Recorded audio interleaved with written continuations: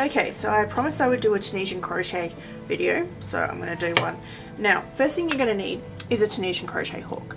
I got this one from my local crafting store. It's a 9mm hook. It's double-ended.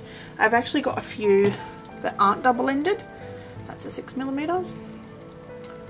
And it has just the hook on that end. Now, I have seen people do Tunisian crochet with just a regular crochet hook. Obviously, you're limited in the length that you can do with just a regular crochet hook, but if you want to do up a little swatch just to try it, you can just use a regular crochet hook. I haven't got one handy to show you. Most of mine have, you know, handles on them that I create myself anyway, so I'd be really limited in the length I can do. Okay, so what you're going to need is a hook, preferably a Tunisian crochet hook. Now I've got my camera set up in a new way. I've got a new camera and I've got a new setup, so I'm going to try and keep my hands in view. If I can't, I apologise. I might just try and put my camera down a bit. I'll be back in a second. You know what, I actually don't like this hook. It's too big. I'm not used to using such a large Tunisian hook. So I'm just going to quickly swap to the 6mm one. This is the non-double-ended one. It doesn't matter. I don't know why you have double-ended ones. I'm still new to Tunisian myself.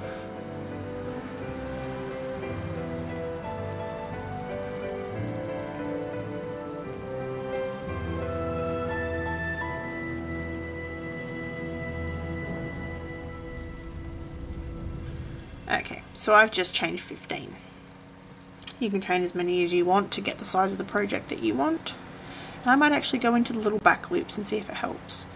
So if we look on the back of the chain, so let's say that this is the front, and normally you would go into that there to do your crochet.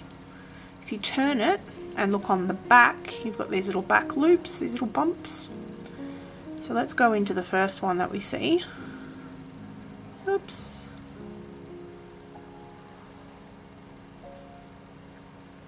I keep getting two. There we go. And you pull up a loop.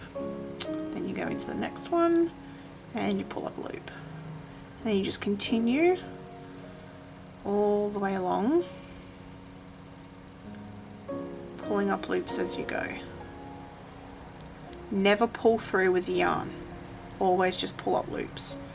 So by the end of it I should have at least 15 loops on my hook.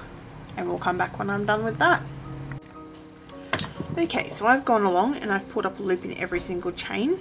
So I do have 15, I've counted them. I have 15 loops on my hook. You even need to go into the one right where the knot is at the end though. Don't forget that one. Now,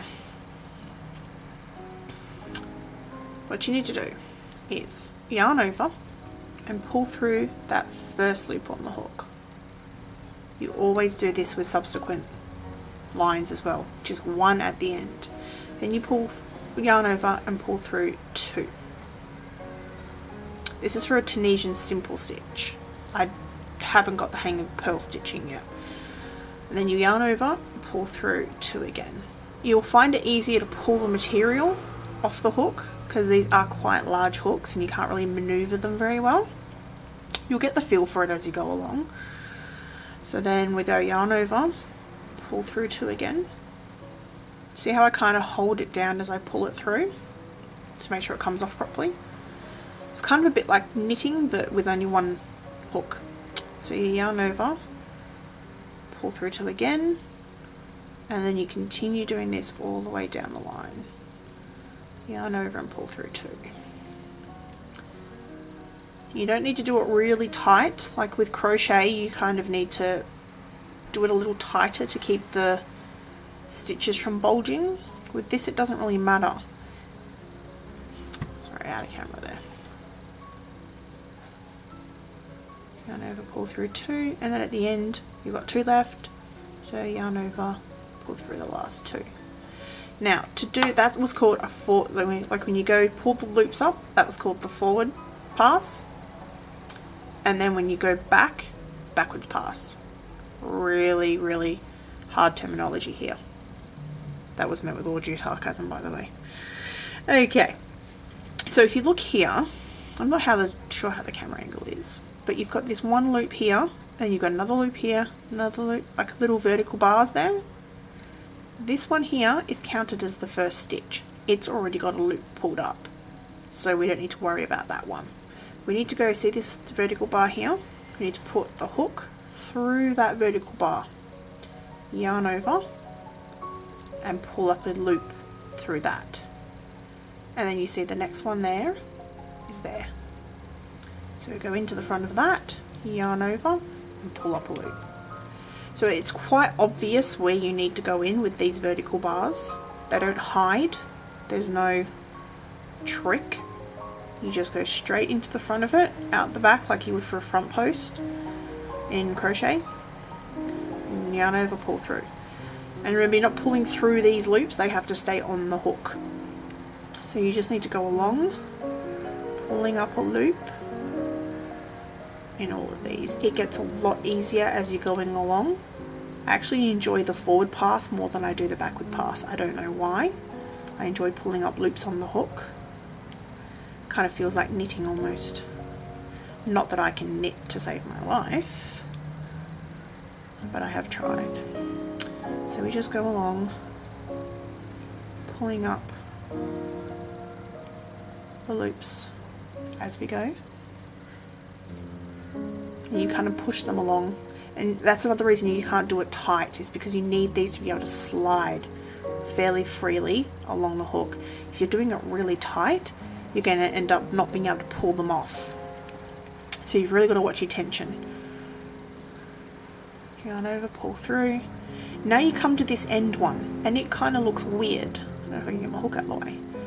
It kind of looks odd, like you're not sure where to put it in. Now, if you look on the end of it though, I don't know if you can see with the light, there's like two little bits there, like parallel ones. For the ends, you need to go through those two parallel ends. You need to get both of them on your hook, like that, yarn over, and pull through both of them. So you pull up a loop through those two, and then you end up with it like that. So we've done the forward pass of our second row. So what we do is we yarn over, and always on the ends, remember, pull through one only, because that makes that double thing at the end to go into the next row. So then we yarn over, pull through two, yarn over, pull through two, yarn over, pull through two, all the way down.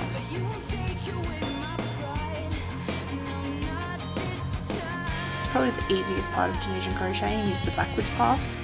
It's the most fun, and maybe that's why I enjoy the forward pass more, because it takes more effort. Oops, I went through three there. Let's take that one off. Go through two. Go through two. And I've got two left. Go through the last two. Now you can see it's starting to become a nice kind of knitted fabric look. I'm going to go off cam and I'm going to do a couple more rows, and then I'll come back and show you what it looks like. Okay, I've done a few more rows, and as I said, it likes to curl. I haven't found a way to stop it curling yet. There's things you can do once you're finished to stop it curling so much. Blocking is something you can do. Yeah, I just research it on Google, you know, stop Tunisian from curling or something like that. I'm not the best person to know. Like I said, I'm still learning this. It's new to me. I'm just passing along my knowledge that I've acquired. I am going to try and show you how to do a colour change though. This is the way I do a colour change. I don't know if it's correct or not. I find that it actually weaves in really nicely though. So even if I'm doing it the incorrect way, it works well. And really these things are all about what works for you. Holding the hook doesn't matter. Holding the yarn, which way you hold it doesn't matter. As long as it works for you and it feels comfortable. If you're still doing the stitches, it doesn't matter how you hold it. So I'm going to do the backwards pass on this. It makes a really pretty fabric, doesn't it? And then I'm going to do another forwards pass and change colour along the way and show you.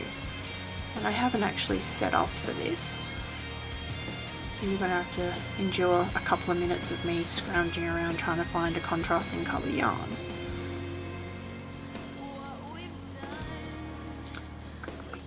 Okay, so there's that. It's a really pretty fabric and it's quite dense too. It'd be good for baby blankets because they can't really get their fingers or toes or anything stuck through it. It's quite pretty. Okay, give me a few seconds. Watch the Tunisian curl.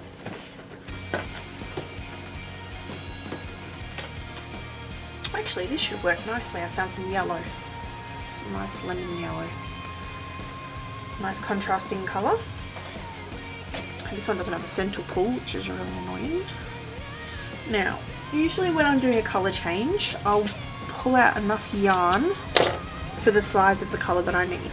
If you're doing a row colour change, you're going to have to go on YouTube and have a look for that because I've actually never done it. I've only done blankets like this that have a colour change midway through, like little spots or, you know, detail.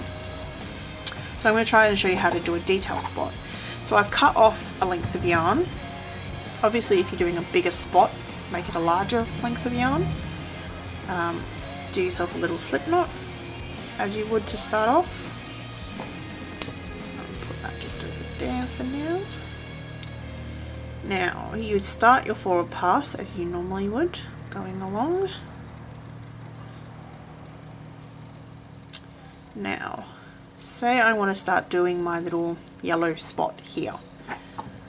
I've got 4 on the hook. I'm going to put my hook in to do the next, but instead of bringing up the blue, I'm going to put this yellow one on, pull it through, and then I'm going to tighten the slip knot at the back so it's nicely on there. Now for the next one, this is a bit of a juggling act with these tails for a minute. You have to get them in the right spot so they're worked in. So you're going to put that through there to bring up your next loop, and you're going to turn these around, the little tail and the blue one that you were using, and you're just going to basically put it over the top. Twist it and put it so it lays over the top. So when you pull this loop up, it has basically like you would crochet over a tail, but you can't do it the same way as you would with crochet. So you go into the next one, and you want to do this even if you weren't working the tail in from your colour change. You want to do it with this one. So I'm going to drop the tail from that colour change because it's pretty much worked in now and I can cut that off later. But I still need to work the blue across as I go because I'm going to pick up the blue again soon. I'm just doing a spot of yellow. So again, if you take it and basically just twist it so that the blue's on top, pull it up a loop. And as you're going along, you're actually working that blue tail or the blue string in as you go.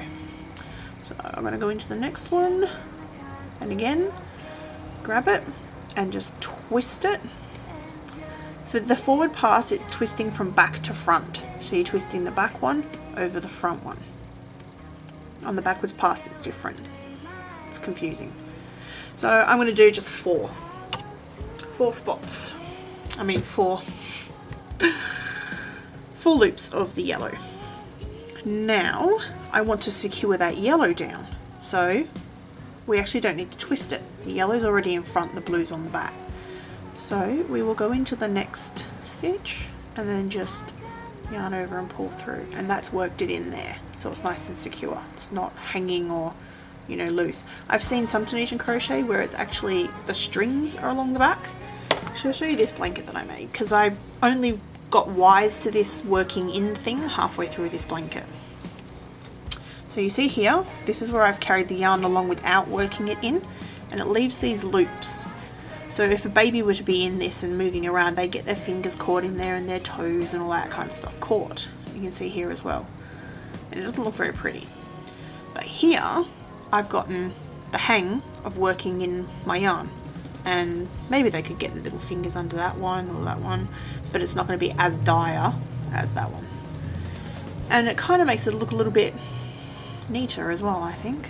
It's not as strange looking. So we're just going to finish this pass doing with the blue. Now there's another thing I was going to tell you about. Towards the end here, there is actually a little stitch. Like, there is a stitch there. At the camera. Just there. See this line here? It can get a little bit lost. If you forget that one and go straight into the end, you're going to end up shrinking your work as you go. So you really need to be mindful of make sure you go look at the end here, see where these vertical stitches are, and there is one there that's hiding. So you really do need to get that one, last one, before you go into the double one at the end. And it's always fun to try and get a double one on the end on your hook properly. I don't think it matters too much if you don't get it exactly. You just end up with massive holes like I'm trying not to do right now. You get better at it as you go along. There we go. So now I'm going to go do my backwards pass. So go through one at the end, then through two, two, two, two, and now you're coming up to where you're doing your colour change. You actually want to do it all the way up to where you need to start going the change. So every blue loop needs to have a blue pull through it. So we go pull through these two, and now this is the last two we can pull through with blue, like that. Then we change back to the yellow. So we look at the back where we've got the yellow, and we want to actually put this blue over this way. So hold it down the back of the work across where you're going to be going with the yellow. Grab your yellow. You see that's been pulled across. Grab your yellow and pull through two, because that secures that blue in place. Now, this is where the hard part comes. This is really confusing. I think it's just the whole backwardsness of it hurts my brain, but you got to concentrate to do it. You still need to incorporate that blue, so it needs to constantly be on top when you're going along, so it's worked in. So you need to get the blue and basically do a twist of the yarn, twist it around. Don't know if you caught that on cam or not. Pull through two. And I'll try and do it while it's on cam. So you got to twist and pull it around so that it ends up being on top again. Yarn over. So see how it's kind of laying over top of that stitch there? I've twisted that so it comes over top. Pull through two. Oops, I pulled through three. Yep, pull through two. Now, it does get a little bit tangled up sometimes. If you've got just a short piece of yarn, you can pull it out for your colour change. Now, I'll grab that again. And so you just kind of twist it. It's hard to do when I'm looking in the camera. And then twist it over so that it's on top. I can pull my yellow out through there. Yarn over, and you see how this is the last two we can pull through on yellow. So we pull through those two, and then we have to change back to blue. So we'll hold this yellow to this side here, and we'll grab our blue from behind here, and it's already on the back. See how it's already in the back stitch, and we've got this yellow across the front. We don't need to twist it or anything because it's already set up like that. So we grab the blue, yarn over, and pull through two.